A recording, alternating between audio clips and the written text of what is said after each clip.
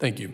The chair now recognizes the gentleman from New York, Mr. D'Esposito. Well, thank you, Mr. Chair. And Ms. Titus, I'm not sure how you can look into your crystal ball and know how two freshman members of Congress were going to vote. Nonetheless, The committee will I'd like be to in order. share a quote with you. In the fall of 2020, my analysis was that an accelerated withdrawal without meeting specific and necessary conditions risks losing the substantial gains made in Afghanistan, damaging U.S. worldwide credibility, and could precipitate a general collapse of the Afghan National Security Forces and the Afghan government, resulting in a complete Taliban takeover or general civil war. That was a year ago. My assessment remained consistent throughout. That was General Mark Milley, chairman of the Joint Chiefs of Staff. Ambassador Sells, what are your thoughts or response to that quote? Well, Congressman, thanks for the question. Unfortunately, that crystal ball appears to have been an accurate one, because that appears to have been exactly what happened.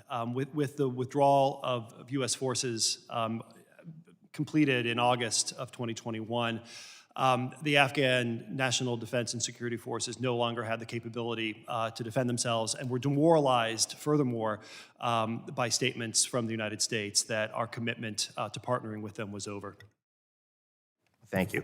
And Ms. Ledeen, in your testimony, you noted that you worked on a spontaneous volunteer effort that worked around the clock to coordinate and help circumvent a broken and hostile security system.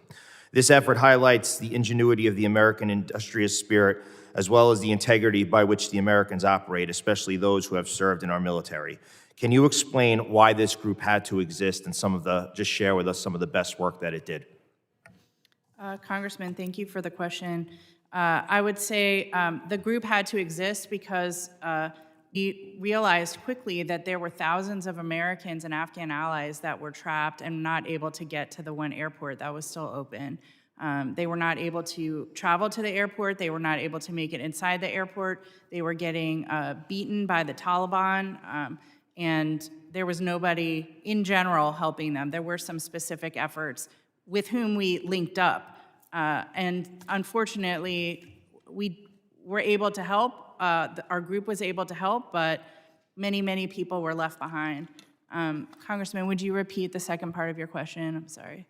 Oh, stories. Yeah, Yes. some of the best work that was done. So I would say one of the most heartwarming stories was about a double amputee. He had had his legs blown off. It was an Afghan ally who had served with the Marines. He had had his legs blown off, had actually traveled to Texas several years prior to get prosthetics, and went back to Afghanistan to continue to live there. And so he ended up having to walk on his prosthetic legs for several days with his family to get to the airport.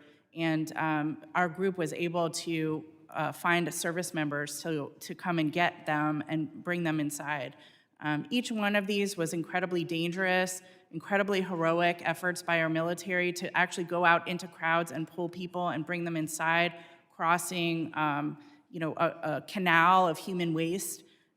So it was, there are many, many stories like this.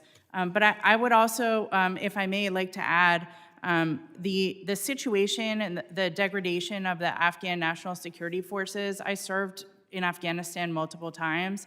I think I would encourage this body to look into why that was the case, where we had our military and political leaders for many years saying everything was going well, there are improvements. Meanwhile, people who were serving on the ground knew that was not the case. How is that allowed to happen for 2 decades?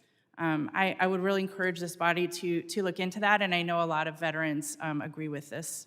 Thank you. Thank you. Thank you for your service. Chairman, I yield back.